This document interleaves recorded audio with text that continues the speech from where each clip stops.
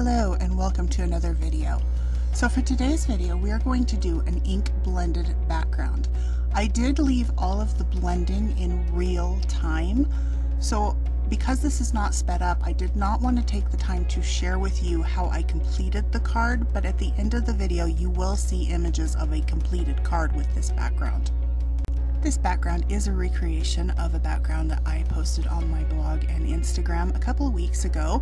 I had so many requests for a tutorial on how to do this ocean background that I decided to go ahead and film a video recreating that background in an A2 size that's perfect for the background of a card. Before we get started, I do want to note that I do use a separate brush for each ink color that I am using. You do not have to do this. When I originally did the first background, I only had 4 brushes that I used, and I would clean the brushes between inks on a paper towel off to the side. For this particular one, I wanted to use a separate brush because I was going back and forth quite a bit in the process, and it just makes it a little bit easier to have a separate brush for each ink color so that you don't cross-contaminate your colors as you're blending your ink. Let's go ahead and take a look at the supplies that we're going to be using today, and these will be listed in the description below on YouTube as well as at the bottom of my blog post today. The first thing I'm using is a piece of painter's tape. I use wide painter's tape because I'm using the positive and the negative of the masking. I'm also using the life-changing blender brushes from Picket Studio. I love these. They're full and soft and they give a wonderful blend. We're also going to be using Distress Oxide inks today. I'm going to use a lot of colors. They will be listed in the description below and on my blog as well. So for paper today, I'm using the Sweet Sentiment Premium Coloring Paper. There's a little bit of sparkle in the paper, so that will actually show through underneath my ink blending. So to begin with, I've taped off my paper, so it's taped to my surface. And I just covered just the edges of the paper as I go. And I'm going to take another piece of tape, and this is where we're going to create our mask. This one's super simple. All we're going to do is just tear the tape. We're going to create a few little hills and valleys because we don't want an even tear. We want our ocean floor to have some dimension to it. So we're going to go ahead and create those hills and valleys on the tape. So tear that right just down the length of the tape. And then we're going to attach our mask to the project. And of course I tangled up my tape and I did it. So go ahead and attach that where you like the hills and valleys to your paper.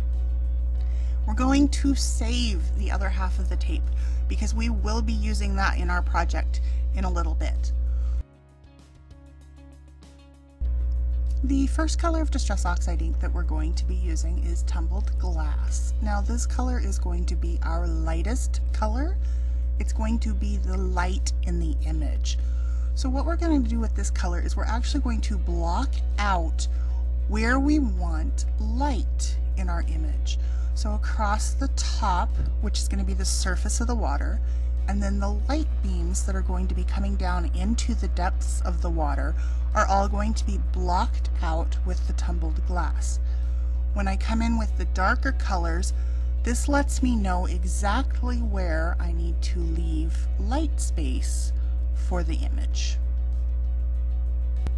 Again, I'm gently using the tumbled glass here to create the surface of the water, and I'm going to bring it down to create the light beams. I'm having my light come down right from the center of the image, but you can do this from the side, you can do this at an angle, however it's going to best work for the project that you are working on.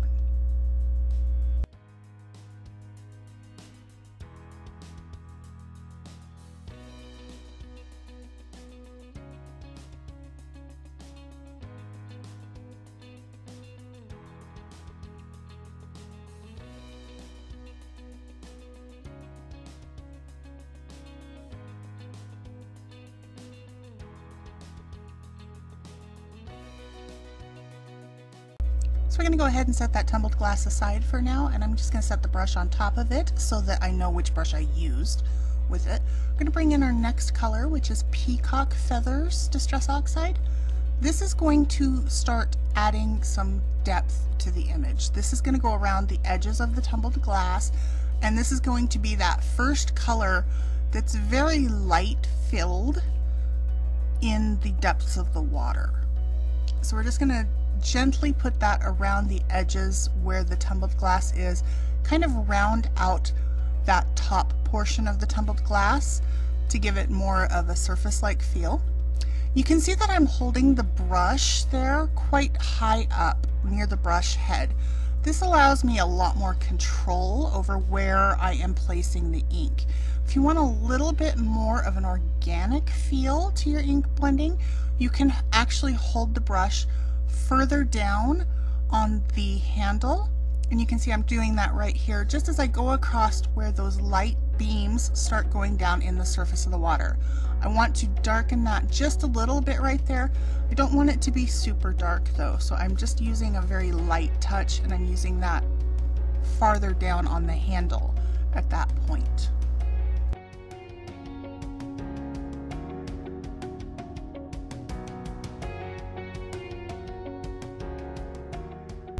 I'm going to go ahead and add some of that peacock feather to the surface of the water and then down along the light beams as well. You can see that the way that I am blending, the motion that I am making, has changed just a little bit.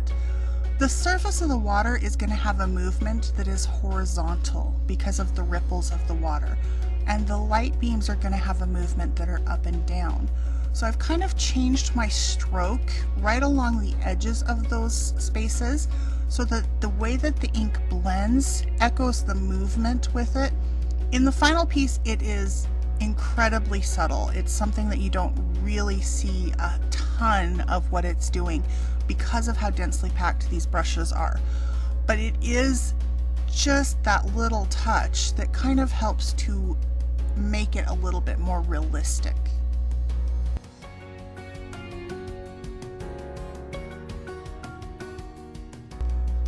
So we're going to go ahead and add our next color. We're using Cracked Pistachio Distress Oxide, and looking at this ink pad, I'm sure you all think I'm crazy. This is a very vibrant green. It's not something you necessarily would think of when you think of water.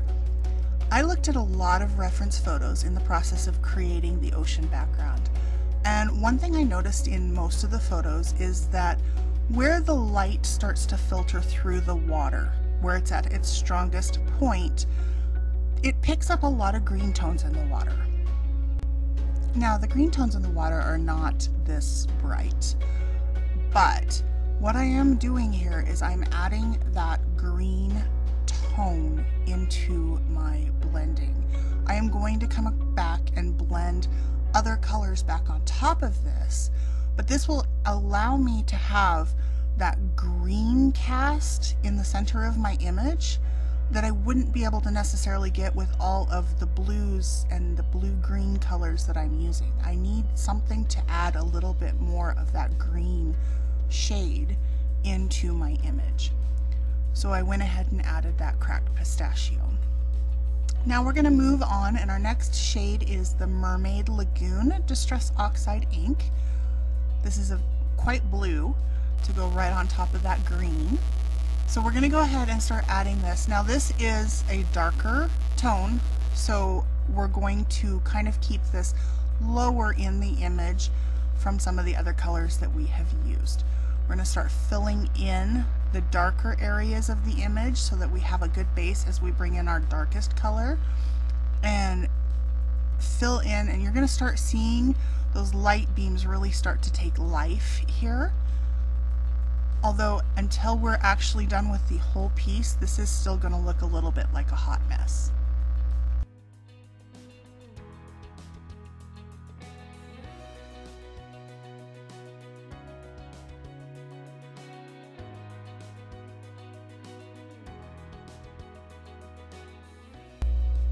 You'll notice that I'm blending that ink right over the top of the bottom of the light beams. So when the light comes through, it's going to filter down, and it's going to become dimmer and dimmer as the beam goes down. So that's why I'm adding that darker color over the top of it. Now I'm coming in and I'm going to start blending out some edges here. I've got the cracked pistachio and I'm just kind of going over the tops of where that Mermaid Lagoon was added. Again, this is bringing out the green just a little bit more with it. It's also blending those edges so we get kind of a smooth blend.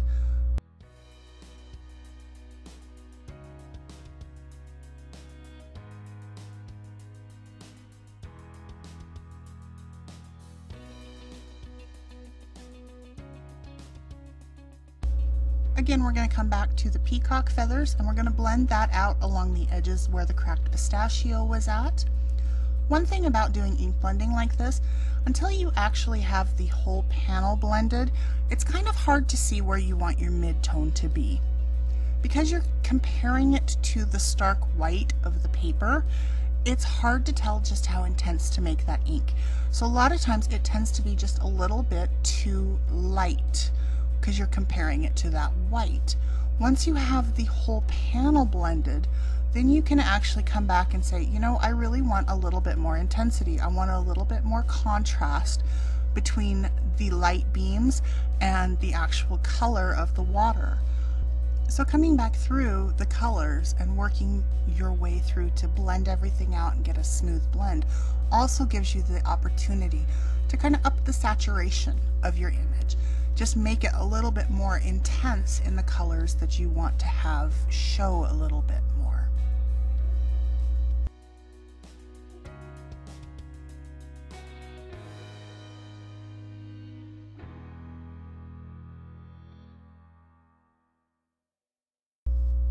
Now that the midtones are where I want them, I'm going to go ahead and start adding some shading into this. So I'm using chipped Sapphire Distress Oxide, and I'm going to go ahead and I'm going to blend that in on the edges of the image as well as along the bottom where we've masked off the ocean floor. Now with the darkest colors, I don't like to start my brush directly on my project. I start my brush off the edge on the tape.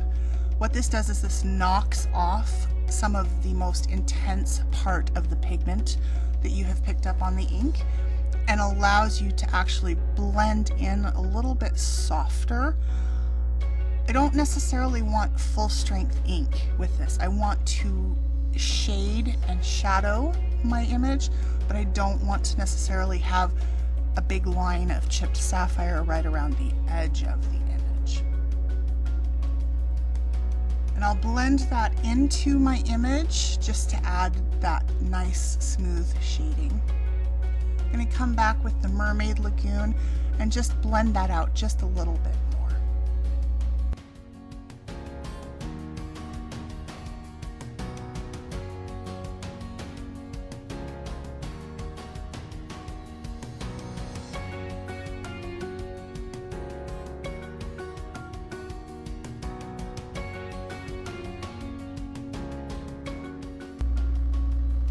And again, we're going to come back with the peacock feathers and we're just going to blend those edges out just a little bit more.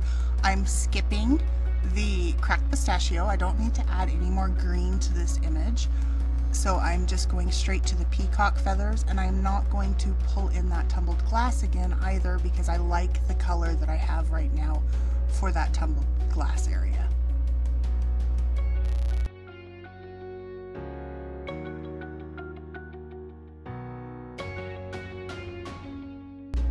The magic of the Distress line of inks is that they are water reactive.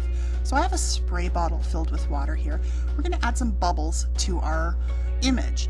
Now, I'm pulling quite far back when I spray, so I'm going to put a fine mist of water with a full pump of spray. And then I'm going to do a couple half pumps, which is going to put some bigger droplets of water. I let this sit on the surface for a few minutes so that it will react with the ink. And then I'm going to come in with some paper towels and I'm going to place them straight down onto the surface of my image and rub over the top of it to pick up that water. I do not want to rub my paper towel across this image. I don't want to streak that water across the image. I want it to remain in little round bubbles. So I don't rub that paper towel across. Now we're going to add some fun here. We're going to add some ripples to the water. We're going to do that with a plastic shopping bag. So all we do is gather up the bag into kind of some ruched look, and then we're going to spray that ripple with water. I don't want to do this over my project. I don't want any more water added to the project in areas I don't want. So I spray the bag, and then I'm going to flip the bag over so that the wet side is down against my surface, and I'm just going to place that directly on the surface of my project very lightly. I just want to get that water down there. Now you can curve your bag so that you get a little bit more directional to the surface of your water, and go ahead and place that down. I did that a couple of times and let the water sit for just a few seconds in between, and then dabbed it off with the paper towel. Again, you can see up and down with the paper towel. I'm not rubbing it across. I decided to add a few ripples into the water, and I did this horizontally. If I had it to do again, I would do it vertically to match with the light beams. However, I chose to do it horizontally. I went with it. It doesn't look horrible, so I do like the end result with it. But if I had to do it again, I would do it and change the direction of the bag. So now I'm just going to heat set this so we can move on. This does need to be fully dry before you move on to the next step. So I'm just using my heat gun to go ahead and dry this out as quickly as I can. We're going to take that other piece of tape, the other side of the mask, and we're going to place that down right over the edge of the piece of tape that's already on our project. Now, I left just a hair width gap between the two pieces. This is perfectly fine because as you're blending the ink, it's going to cover up that little tiny amount. But you want to make sure that you have your masks lined up with each other. And then I had placed it down and completely spaced that I needed to have another piece of cardstock just tucked underneath that. Because this is a pretty thin width of tape and my brushes are a little bit larger than that tape, I want to make sure that I don't get additional ink on my project where I don't want it, and also that I have a way to mark where those light beams are. So I'm peeling off the mask that we have used to reveal the spot where we're going to be inking. And I'm using a pencil to mark out where those light beams are. So as I'm blending, I know where I need to leave things lighter and where I need to make things darker. Now we're going to come in with the lightest color that we're using on our ocean floor. This is Antique Linen Distress Oxide, and I'm going to go ahead on this small area and just blend the ink across the whole surface of the area we are inking.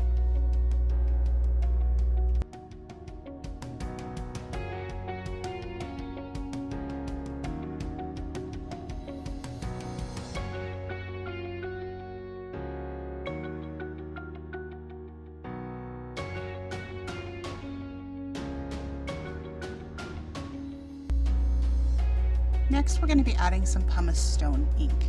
Now, I'm going to do this in a little bit different manner. I'm going to actually take my brush, instead of rubbing it in circles, I'm going to pounce my brush.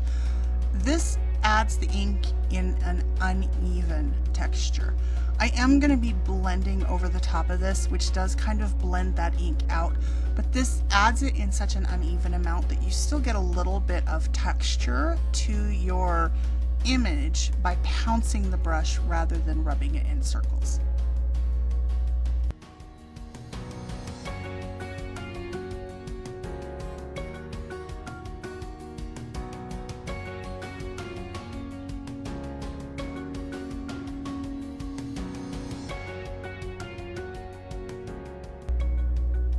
The last shade on this ocean floor is going to be Ground Espresso Distress Oxide. This is the shadow and the dimension to the ocean floor. Again, we're blending this over the pumice stone, so this kind of buffs out the pumice stone just a little bit, but that pumice stone does add to the project. So I'm starting my color off the edge of my paper. Again, on the tape, is where I start, and I'm just bringing that up from the bottom of the page. The way that those light beams are going to hit on the ocean floor is that they're going to hit the highest surfaces first, and they're going to hit in the direction of the way that the light beam is falling through the water. So when I ink this up, I'm inking it so that the highest surfaces are all a little bit lighter, and then I'm bringing that darker color up between the areas where the light beams would be in a little bit of a rounded shape, so that it looks like those light beams have come through the water and are just landing in those spots along the ocean floor.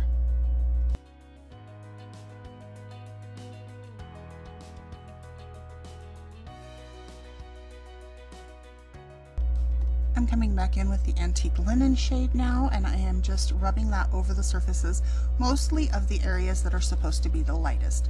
Now this helps to smooth out some of the blending that is being done between the darker areas and the lighter areas. It also helps to emphasize the lightest areas because it does push back a little bit of that darker color at this point.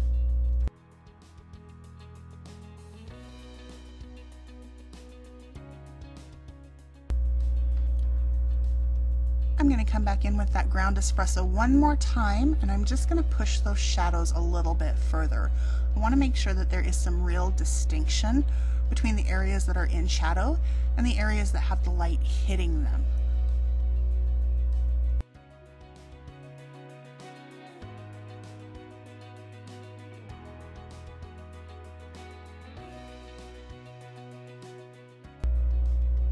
So I'm looking at this area of the ocean floor that I have just done, and I thought, you know, that antique linen is just a really yellow shade here. So what I did is I grabbed the brush that I had used to blend out the peacock feathers, and I'm just going over that surface just a little bit with that brush. I did not ink it any further. It only has the ink that was left on it from before. This smooths out my blend just a little bit. It adds a little bit of that blue-green tone, so it's going to take out some of the yellow from the antique linen and give it more of a look like all this ocean floor is actually under the water. Now I'm going to go ahead and peel off the mask that has separated the water from the ocean floor. I don't want to peel up the tape that's surrounding my ink blending yet because I still have one more color to go, but I want to peel up that mask that has separated everything out. The final bit of inking that I'm going to be doing today is going to be adding a soft vignette around the edge of this image. Now the reason for this is that it adds a little bit more contrast once I pull this tape up, and it makes the edges of this image pop a little bit more against the white paper. So I'm using some black Soot Distress Oxide, and I'm going to go ahead and ink up my brush and start it well off the paper, and I'm actually dabbing it off before I even put it on the tape to bring it to my paper. I want this to be very soft. This black soot can get overwhelming really quickly, so I'm making sure that I don't have too much ink on the brush when I actually bring it to my paper. I'm just going right around the edges. I'm not going up into the areas where the light is on the surface of the water, although I do go over the edge of that light beam just a little bit.